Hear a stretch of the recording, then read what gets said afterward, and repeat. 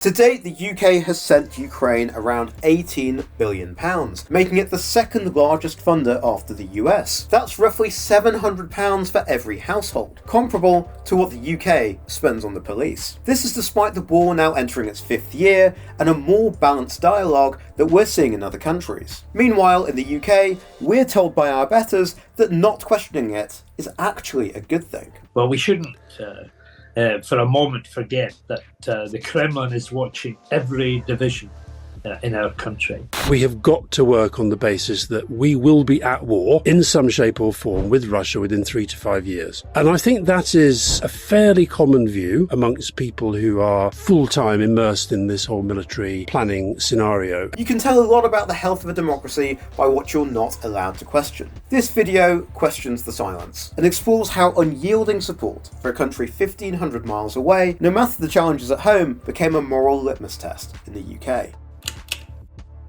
Now, you can't cover this topic without a primer on recent UK foreign policy, so let me give you the 30-second version. Ever since the fall of the British Empire following World War II, the UK has stumbled through its foreign policy, trying to force a conflict with Egypt over the Suez Canal and being allowed by America, before going full poodle and following the US into its various misadventures. In many ways, it's been a metaphor for the UK generally, a post-colonial identity crisis papered unconvincingly with mantras around a global rules-based order and respect for human rights. OVS.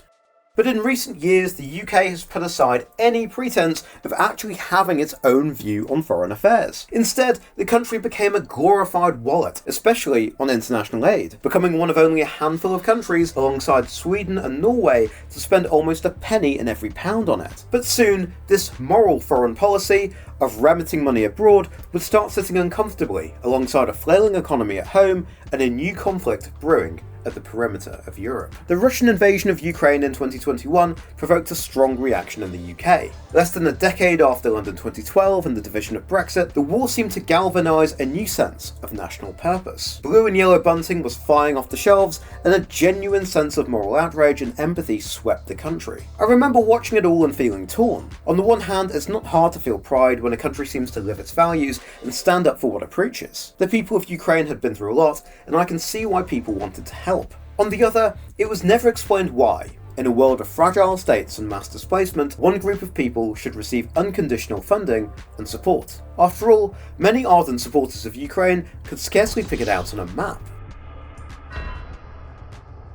And when I did, I couldn't help but notice that, whilst it's technically in Europe, it's further away from London than Istanbul. But it didn't matter. Ukraine-Mania was the new BritPop. It was cool. The people who would later tell us that foreign flags shouldn't be flying in the UK were totally cool with one flying above British government buildings. And support for the Ukraine cause had integrated itself seamlessly into the cultural mainstream. Soon, you could even use it as a kind of virtue add-on to Google Maps. Gemini, I want a pub with local craft beer and at least 2 virtue signalling flags outside, please. For a while, it felt like the whole West was speaking in sync. And when that happens, you start thinking that maybe questioning it is wrong. Maybe no one agrees with you. Maybe I was a Russian agent, and I just didn't know it. So you say nothing, and get on with life.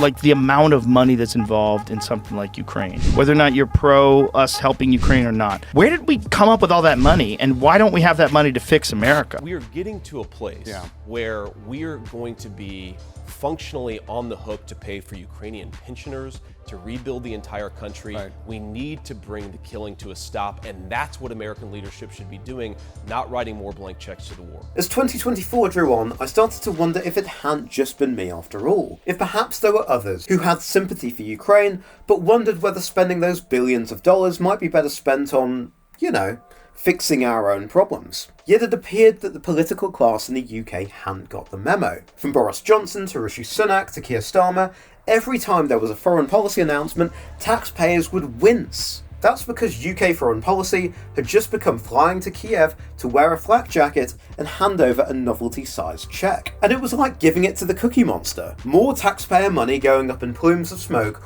all to cries of "Give me more money" by Vladimir Zelensky. Meanwhile, back in the UK, things were getting worse. Living standards were cratering. Working Brits were eating a fiscal salad of tax rises and spending cuts. All the while, the sacred cow of Ukraine funding was grazing away comfortably. In fact, the UK was kicking more into the pot than the countries actually surrounding Ukraine. By now, the Overton window on Ukraine was so narrow that only Rishi Sunak could fit through it. The open discourse in other countries wasn't getting a look in. It turned out that the countries that are actually closer to Ukraine, including those that had recently lived under dictatorship, were often more measured and pragmatic in public debates. And patience was wearing thin. In Germany, Poland, Slovakia, Italy, and even across the Channel in France, skepticism about this forever war and its forever funding was building. So why was it that back in the UK, it was business as usual? Labour, Conservative, SNP, Lib Dem, it was about the only thing politicians seemed to agree on. Stick to safer topics like confiscating people's citizenship or reversing property rights. Even the left and right-wing press were high-fiving. To the left, it was a moral binary, the lazy assumption that Ukrainians pined for Swedish-style social liberalism, but were being thwarted by ultra-conservative Russia. To the right, it was even more simple. The Cold War was back on, and the same Russian baddies from the 80s could be recycled for the sequel. Even if some countries seemed remarkably relaxed about Putin, a man we were being told was going to start World War III. No.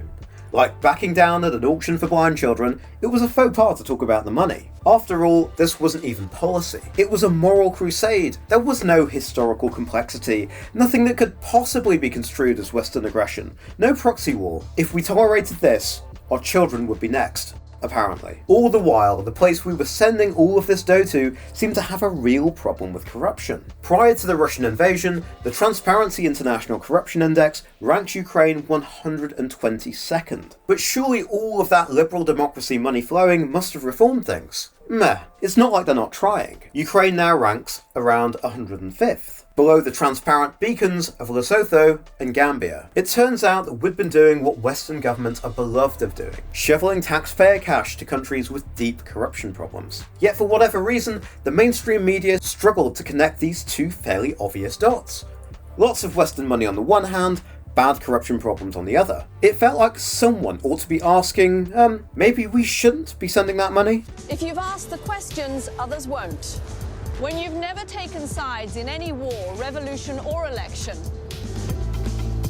The other factor is how long this will all go on for. Like I say, a lot of us can be sympathetic and supportive of the Ukrainian people, but a blank check and an open-ended timetable seems like a recipe for disaster. After all, Afghanistan was a mission to depose the Taliban, which led to 20 years of spilt blood and treasure, and the Taliban sequel.